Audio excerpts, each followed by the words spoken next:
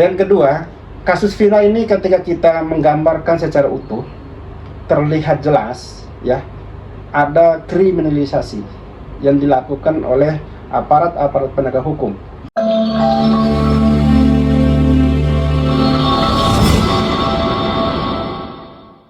Selamat datang di Solmat Official. Malam hari ini saya bersama dengan sahabat karib, saudara, seorang advokat yang terkenal, Bapak Kasman Sangaji SH MH. Beliau dengan gagahnya, gantengnya ya, bersama dengan saya malam hari ini. Apa kabar Bang?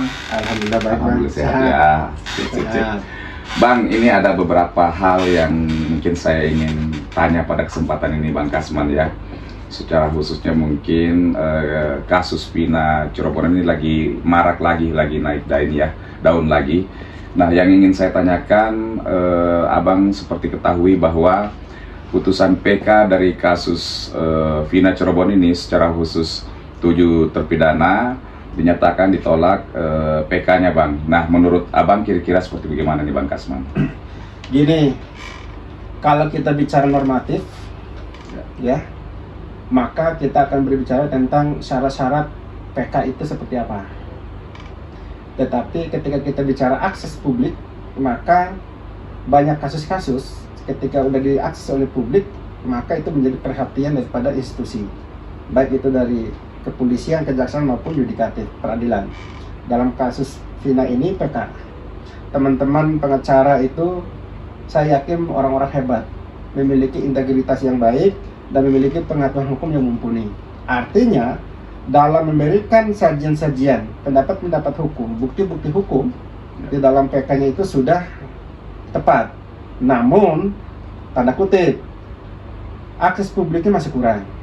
Walaupun kita melihat proses akses publiknya begitu heboh Vina itu kan. Ya. Nah, Di awalnya ya. Di awalnya kan. Tetapi ketika kita mengurai persoalan sampai hari ini, PK ditolak. Ya. Artinya substansi perbahasan itu tidak tepat. Ya. Harus diakui. Ya. Dalam setiap putusan pengadilan itu yang dapat membatalkan putusan adalah bukan keputusan politik. Betul. Tetapi harus putusan pengadilan juga lebih tinggi. Ya. Nah, kasasi pada saat itu kemungkinan besar dapat dibatalkan oleh putusan PK. Putusan PK ditolak, artinya kalau kita merunut pada persoalan normatif, yuridisnya adalah berdasarkan pada putusan MK yang diajukan oleh Antasari Adhihar, maka perkara pidana masih dapat dilakukan oleh PK kedua. Ya. Tapi syaratnya PK kedua itu sangat jauh berbeda dengan syarat dengan PK pertama. Ya. Nah, itu teman-teman lawyer itu pasti memahami itu. Ya. Nah, itu pertama. Yang kedua, kasus Vina ini ketika kita menggambarkan secara utuh, terlihat jelas ya, ada kriminalisasi yang dilakukan oleh aparat-aparat penegak hukum. Ya. Mulai dari pihak kepolisian, mulai dari pihak kejaksaan sampai dengan peradilan sesat. Ya. Itu harus diakui. Betul. Apa buktinya? Sekarang hal-hal yang diketahui oleh umum, hal-hal yang sudah diakses secara publik, tidak perlu dilakukan pembuktian secara hukum. Ya. Itu orang hukum bicara. Ya. Ya. Nah, namun ketika hal ini menjadi problem, kok semua publik lupa dengan kewenangan kejaksaan yang tidak pernah terdeteksi untuk dikritik. Ya. Harusnya kejaksaan punya tanggung jawab penuh. Betul. Dari proses penyidikan, ada namanya SPDP, itu polisi kasih tahu, ada satu perkara ini udah naik penyidikan. Ya. Jaksa tolong dikawal nih perkaranya. Artinya di situ jaksa punya tanggung jawab penuh terhadap perkara ini bisa diproses apa tidak lebih lanjut. Ya dong. Betul. Masuk ke pengadilan. Itu semua bukti-bukti yang diajukan adalah jaksa. Artinya seburuk apapun bukti yang diajukan polisi, kalau jaksa mengatakan tidak, maka bukti itu tidak akan pernah hadir di pengadilan. Ya. Atau sebaik apapun bukti yang diajukan oleh pihak penyidik kepada jaksa penuntut umum, ketika jaksa penuntut umum mengatakan bahwa bukti ini belum cukup, maka tidak pernah ada perkara masuk pengadilan. Ya. Artinya powerful ya ada di kejaksaan. Terlalu dini kita ketika kita mengkritisi kepolisian, dan terlalu dini juga kita mengkritisi hakim. Oke. Gitu. Memang kalau kita bicara kriminalisasi mulai dari proses penyidikan, Ya. tetapi powerful itu ada di kejaksaan, bukan di hakim. Oke. Nah, kalau menyangkut vonis, hakim juga kan manusia. Artinya hakim tidak pernah memberikan sebuah putusan itu berdasarkan pada BAP, tetapi hakim lebih kepada fakta persidangan berdasarkan keterangan saksi dan alat bukti yang dihadirkan di depan hakim. Itu dia, jangan lupa itu yang kedua. Yang ketiga gini Bang, kasus Vina ini bukan lagi menjadi konsumtif secara hukum, Ya. tetapi udah masuk pada ruang publik, akhirnya udah konsumtif politik, ya. Tetapi kita juga harus bisa bedakan mana proses hukum, mana proses politik. Ya. Ya dong. Kalau kita bicara tentang separatism of power gitu, yaitu pemisahan kekuasaan, Ya. ya, maka segala proses hukum yang ada di pengadilan tidak bisa diintervensi oleh politik. Betul. Tapi kita juga belajar dari publik selama ini.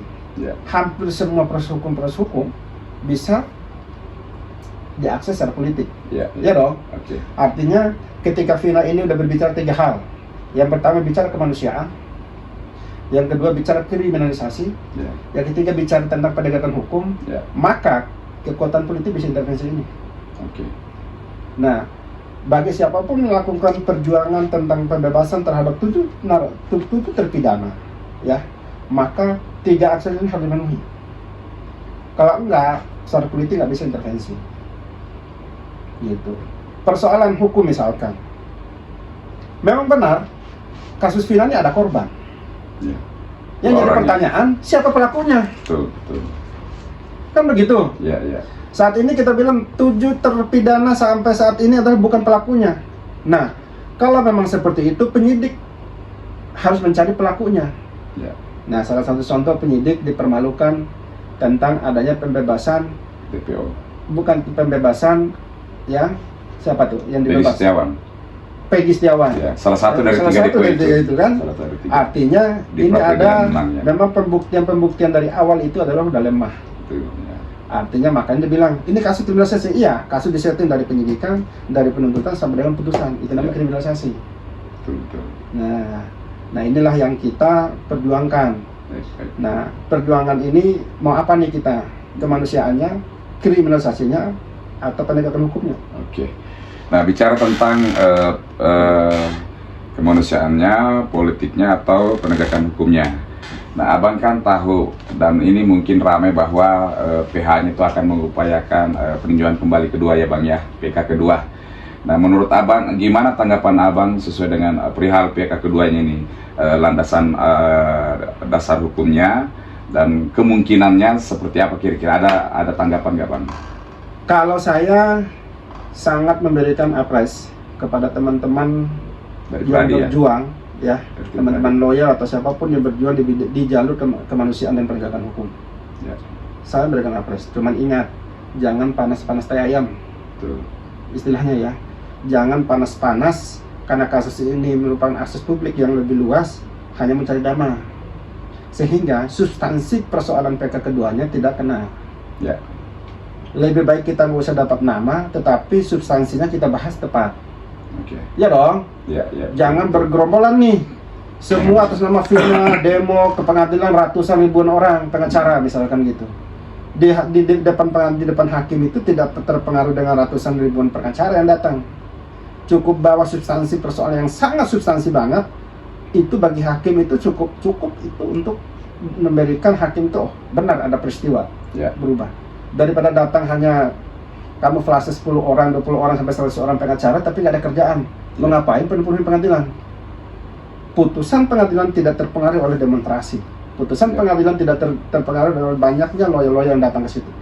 Putusan pengadilan dipengaruhi oleh substansi argumentasi hukum yang kita ajukan yang dapat memberikan keyakinan pada hakim yang dapat merubah keputusan itu. Ya. Itu baru tepat. Nah, saya ada di barisan itu. Saya tidak suka kamuflase, banyak orang datang tapi disuruh ngomong tidak substansi, ngomong teriak-teriak tapi tidak substansi. Di ruang sidang tidak boleh berbicara penegakan hukum. Ya. Oke. Di ruang sidang tidak boleh bicara politik. Di ruang sidang itu bicara bukti, substansi norma hukumnya apa nih. gitu. Substansi asas hukumnya apa nih, teori hukumnya apa nih, gitu. Falsafah hukum bagaimana nih, gitu. Jangan bicara politik, jangan cerita tegakkan hukum, Kalau tegakkan hukum, demonstrasi pengadilan, jangan ke hakim. Betul. Hakim tidak punya keputusan untuk menegakkan hukum. Ya. Gitu. Oke. Sedikit lagi Bang, balik ke belakang sehubungan dengan PK ini ya, PK2 lah istilahnya ya. Mungkin abang jauh lebih paham lah ya bahwa masih ada semacam kontradiksi upaya PK2 ini. Kalau putusan MK mensiratkan itu dibolehkan, tapi SEMA itu mensyaratkan bahwa itu susah atau ada putusan yang kontradiksi. Penjelasan abang kira-kira gimana sebagai pakar hukum ini? Kalau MK itu kan memberikan gambaran material bahwa ini menyangkut tentang hak asasi, ini menyangkut hak seseorang, ya, itu hak terpidana. Maka Mahkamah Konstitusi memberikan putusan bahwa dalam proses mencari keadilan, untuk mendapatkan keadilan tidak dibatasi oleh persoalan, tidak dibatasi oleh upaya hukum. Silakan, boleh melakukan upaya hukum itu. Nah, oleh Mahkamah Agung mengeluarkan SEMA sebagai syarat administrasi. Supaya proses hukum yang akan kita lakukan itu alasannya tidak monoton, supaya ada syarat. Kalau PK pertama syaratnya apa, PK kedua syaratnya apa. Nah, kebetulan PK kedua itu SEMA itu memberikan syarat bahwa ada putusan kontradiksi dan berlaku 180 hari sejak putusan itu diucapkan atau putusan itu diketahui. Nah, putusan kontradiksi di sini memiliki arti material, bukan formil. Gitu. Nah, arti materialnya apa? Bahwa dalam satu putusan, dalam satu perkara, ya, dua orang diputus berbeda. Itu kontradiksi namanya. Padahal tuduhannya sama. Gitu. Misalkan kasus pencurian, sama-sama melakukan pencurian, tapi diputus berbeda. Sehingga putusan satu ini bisa dipakai untuk melakukan PK kedua terhadap putusan satunya supaya mendapatkan keadilan yang sama. Gitu. Itulah yang dimaksud dengan kontradiksinya kedua. Itulah SEMA itu. Baik, ini pertanyaan terakhir perihal kasus Vina ini ya Bang ya. Abang kan tahu bahwa di pasal 14 Undang-Undang 1945 itu ada hak prerogatifnya dari Presiden Republik Indonesia. Ada 3 sih, gerasi, amnesti, dan abolisi. Nah, lagi rame ini Bang bahwa semacam ada harapan bila dimungkinkan Presiden memberikan suatu quote-unquote kebijakan dengan penggunaan baik itu amnesti ataupun abolisi terhadap 7 terpidana ini. Ada harapan dari masyarakat, dari masyarakat Indonesia. Menurut abang seperti apa kepantasannya? Ya, Presiden itu kan sebagai kepala negara dan sekaligus kepala pemerintahan. Sebagai pemegang kekuasaan tertinggi di bidang hukum dan politik, Presiden itu diberikan oleh undang-undang untuk memberikan kewenangan penuh, tapi dengan syarat tetap berkonsultasi kepada DPR, Mahkamah Agung, dan Kemenkumham sebagai perwakilan pemerintah. Nah, terkait mana yang tepat nih, abolisi, amnesti, atau gerasi? Kalau gerasi sepertinya tidak memungkinkan karena terpidana ini tidak mau mengakui perbuatannya. Oke. Kalau kita bicara amnesti dan abolisi, itu sangat berat. Sangat berat, ya betul. Sangat berat syaratnya. Akan lebih ringan syaratnya di gerasi, gitu ya. Ya, tapi nggak tahu lah ya, karena amnesti dan abolisi itu sepanjang catatan hukum ya di Indonesia akan sangat susah keluar, terkecuali terhadap tokoh-tokoh yang ditahan secara politik, ya. Tahanan politik misalnya. Tahanan politik misalnya. Kasus Aceh, gitu ya. Kasus Aceh, atau memang kejahatan perang dituduh dia dalangnya. Tapi walau alam nih, tergantung daripada kepentingan politik juga. Saya tidak begitu mau terlibat persoalan kepentingan politik terkait dengan itu. Tetapi kalau syarat administratif untuk mendapatkan amnesti dan abolisi sangat berat dibandingkan gerasi. Ya kan? Ya, sip. Jadi pada dasarnya memang yang paling cepat dan tepat itu gerasi ya. Gerasi. Tetapi 7 terpidana ini memang menolak untuk pengakuan Iya. terhadap perbuatannya. Ya oke, itu nanti Nanti biar, itulah. ya biar Bapak orang-orang tertentu lah yang mengkaji ya. Nah, Bang Kasman, tanggal 4 Februari kemarin, hari Selasa itu ada sekelompok masyarakat, namanya itu Gerakan Suara Keadilan Netizen atau GASKAN gitu ya. Kebetulan saya penanggung jawab utamanya, Bang. Wih, Ya. selamat. Nah, dan ini di luar daripada afiliasi penasihat hukum dari 7 terpidana, sama sekali tidak berafiliasi ya, ataupun ada suatu koordinasi. Kalau sekedar komunikasi awal ya ada melakukan aksi damai, demo di depan DPR RI untuk bahasa sederhananya adalah melakukan upaya memperhatikan upaya terhadap 7 terpidana ini. Nah, menurut Bang Kasman, kira-kira apa pendapatnya terhadap reaksi masyarakat atau upaya masyarakat seperti ini? Gini, semua langkah-langkah, baik itu langkah hukum maupun langkah politik untuk mendapatkan pengakuan HAM, Ya, termasuk pembebasan 7 terpidana yang kita tanda quote-unquote-nya adalah sebagai korban kriminalisasi dari APH ya, dalam tanda kurung oknum, ya, maka saya sangat-sangat setuju saja sepanjang tidak anarkis. tuh, Karena yang demo dan yang datang ini adalah orang-orang yang memiliki intelektualitas, ya, ya. termasuk Dan saya, Bang ya. bukan intelektualnya, bukan intelektual sederhana, malah Iya. tinggi kategorinya. Tuh, Artinya semua langkah-langkah yang akan mereka tuju ya, ya, langkah-langkah yang akan mereka ambil dan diputuskan itu sudah menggunakan ilmu pengetahuan yang mumpuni, Ya. tidak sembarangan. betul, betul. Nah, turun ke jalan bagian daripada salah satu cara kita, aksi kita untuk menuntut rasa Ya. keadilan itu harus tepat. Nah, keadilan yang mana? Ada sekelompok anak manusia yang tidak mengerti tentang hak dan kewajibannya di depan hukum dan pada persidangan, tetapi dikriminalisasi, inilah aksi keadilannya. Ya, Ya dong. betul. Meminta kepada lembaga-lembaga negara yang punya kompeten untuk itu atau berkonsentrasi seperti itu, misalnya ke DPR, ya itu sah-sah saja. Saya sangat mendukung.